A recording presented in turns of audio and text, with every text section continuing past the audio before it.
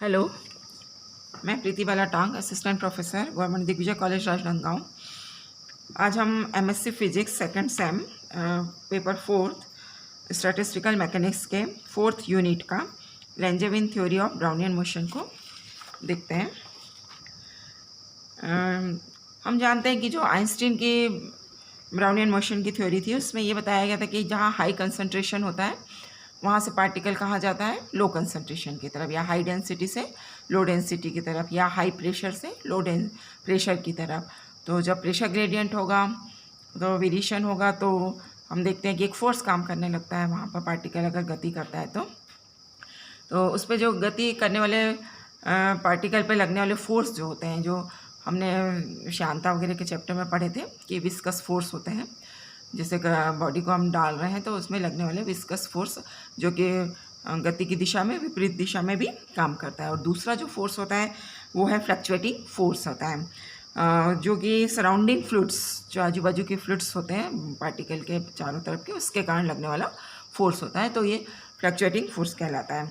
यहाँ अगर हम देखें कि लैंजविन थ्योरी की ब्राउनियन मोशन में, तो ये प्योरली क्लासिकल कॉन्सेप्ट है और Newton second law of motion पर डिपेंड करता है। और इक्विपार्टीशन ऑफ एनर्जी, ऊर्जा विभाजन का नियम जो था उस पर भी डिपेंड करता है।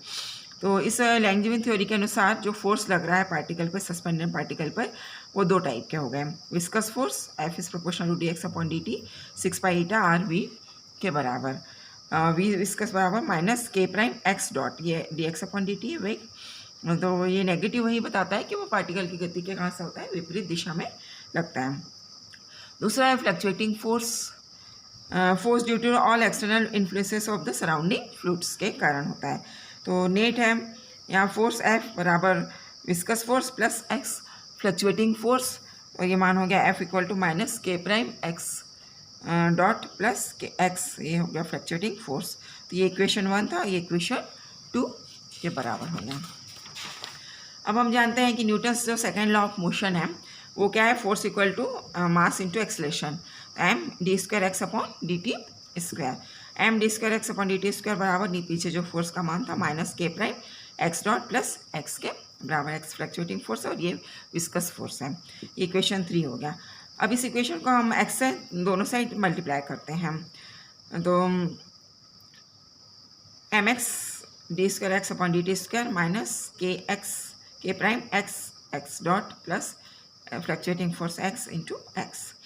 अब हम इस टर्म्स को देखेंगे, D upon D T of X square का मान निकालें तो 2x dx upon D T मिलेगा। और इसी को फिर से डिफ्रेंशिएट करते हैं, D upon D T of this terms, तो ये मिलता है D upon D T of this terms equal to D upon D T 2x dx upon D T. अब यहाँ दो फैक्टर मिले, x और dx अपॉन डी टी, तो डिफरेंशियल बाय पार्ट्स हम इसको लिख सकते हैं। 2 x के सापेक्ष करें तो dx अपॉन डी टी का whole square plus x common constant कर दिए तो इसके सापेक्ष करेंगे तो D square X upon D T का डी टी स्क्वायर के बराबर आएगा। अब यहाँ से अगर हम देखें कि 2 से मल्टीप्लाई कर दिए तो ये टर्म्स को इधर ले गए, 2x D square X upon D T square equal to, यहाँ से ये टर्म्स लाए D square upon D T square X square minus 2 D X upon D T का होल स्क्वायर के बराबर। अब हम देखते हैं m बराबर half D square upon D T square X square minus D X upon D T का whole square equal to minus X prime X dot, ये वाली इक्वेशन में हमने रख दिया फोर्थ इक्वेशन में इसकी वैल्यू, और काई एक्स के बराबर। तो ये हमारा इक्वेशन 5। अब हम टेकिंग एवरेजेस ऑफ वैल्यू लेते हैं, तो एवरेज हम उस वैल्यू का निकालते हैं जो कि वेरी करती है, जैसे x है ना। m का यहाँ एवरेज नहीं निकालेंगे क्योंकि m कांस्टेंट है, तो m upon 2 d square upon D T square x bar square minus m d x bar d T का whole square minus k prime x bar और x dot bar plus x bar fluctuating force और ये x बार के बराबर। अब हम लोग equipartition energy से हम जानते हैं कि जो ऊर्जा का समविभाजन नियम है, तो एक डायरेक्शन के लिए अगर हम बात करें तो गतिज ऊर्जा half X M X dot का square equal to half K T के बराबर होता है। तीनों डिग्री ऑफ फ्रीडम मिले, यहाँ 2 से 2 कैंसिल हो जाएगा, M D X upon D T का whole square upon into K T. अब ये जो वैल्यू है यहाँ पर इसको रखते हैं, ये के टी के बराबर, तो m upon 2 d square upon D T square x bar minus k t minus के prime x bar x dot bar plus x x equation हो गया ये 7, यहाँ पर ये 6 इक्वेशन है और ये 7 इक्वेशन। अब हम देखते हैं कि ये जो इक्वेशन है टाइम डिपेंडेंट है, टाइम पर डिपेंड कर रहा है। तो किसी पर्टिकुलर टाइम के लिए अगर हम इसका मान निकालते हैं, फ्लक्चुएटिंग फोर्स का मान, तो जैसे एवरेज वैल्यू निकालें हम फोर्स की, तो किसी एक साइकिल के लिए निकालते हैं हम। तो एक साइकिल के लिए देखते हैं कि जो आधे के लिए ये नेगेटिव होता है, आधे के लिए पॉजिटिव। 2 साइकिल के लिए निकालेंगे तो एक के लिए पॉजिटिव, एक के लिए नेगेटिव। 4 के लिए निकालेंगे तो 2 के लिए पॉजिटिव, 2 के लिए नेगेटिव। तो यह मतलब कि एवरेज वैल्यू है जो ये कितने के बराबर हो जाएगी, 0। तो इस टर्म्स को हम क्या करते हैं, 0 लिख देते हैं।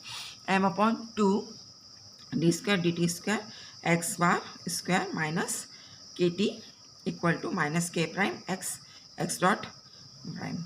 तो ये, और इस इक्वेशन को सॉल्व करने के लिए अब हम ये मानते हैं कि u बराबर कितना है, d/dt ऑफ एक्स बार का होल स्क्वायर। तो ये जो टर्म्स है उसको हमने क्या मान लिया, u। तो du/dt equal to 2x dx/dt।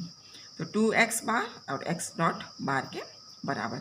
अब हम इससे du/dt का मान यहाँ पर, यहाँ u रखें तो d² है तो ये du/dt हो जाएगा, और यहाँ पर इसका मान रखें तो ये टर्म्स मिलेगी हमको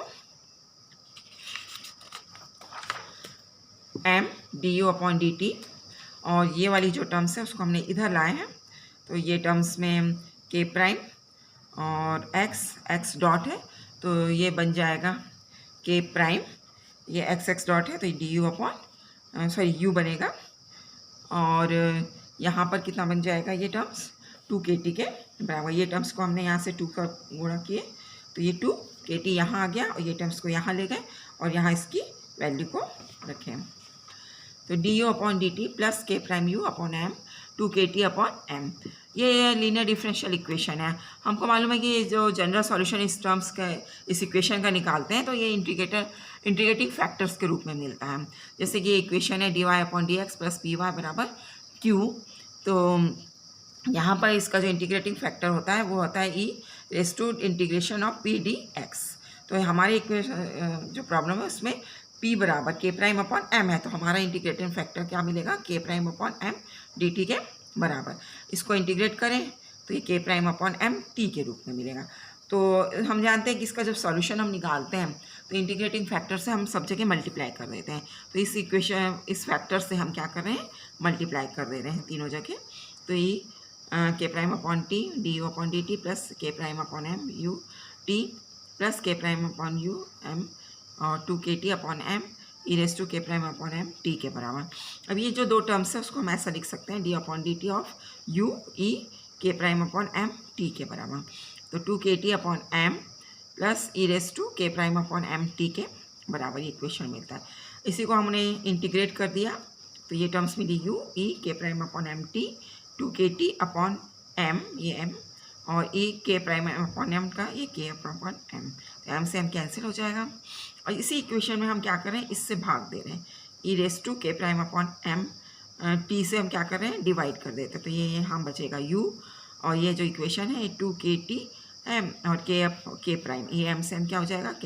तो 2kt/k', और ये यहाँ से कैंसिल हो जाएगा डिवाइड करने पर, और यहाँ पर डिवाइड अपन करने से नीचे आएगा ये टर्म्स k/m t, जो ऊपर जाके क्या बनेगा, -k'/m t के बराबर होगा। अब अपन देखते हैं कि u बराबर जो था वो क्या था, dx²/dt था। तो u की जब वैल्यू रखें अपन ने यहाँ पर, तो ये जो u है, हाँ इसमें एक चीज़ और है कि ये जो टर्म्स है उसको हमने 0 कर दिया यहाँ पर। आप देखोगे कि ये टर्म्स को हमने यहाँ लिखा है u बराबर 2kt/k। इसका रीज़न ये है कि m जो होता है वो ऑर्डर होता है 10⁻27 ऑर्डर उसके होता है। तो जब इस ऊपर जाएगा तो ये 10⁻27 प्लस के उसमें मिलेगा, और एक्सपोनेंशियल टर्म्स माइनस है तो ये बहुत ही कम मिलता है, स्मॉल क्वांटिटी हो जाती है। तो ये टर्म्स क्या हो जाता है, 10⁻0 के बराबर हो जाता है। यहाँ जो k है वो बोल्ट्जमैन का कांस्टेंट है, इसलिए k बराबर क्या लिख दिया गया है, kb के बराबर लिखा है। अब हम इसको इंटीग्रेट करते हैं।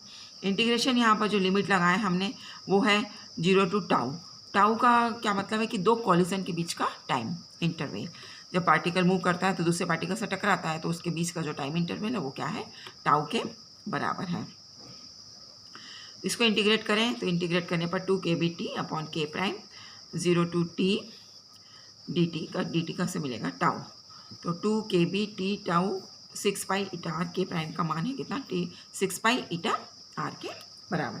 तो ये जो मीन स्क्वायर डिस्प्लेसमेंट है वो मिलता है x बार स्क्वायर, तो kBt टाउ ये 2 से 6 3 टाइम्स मिलेगा पाई ईटा आर।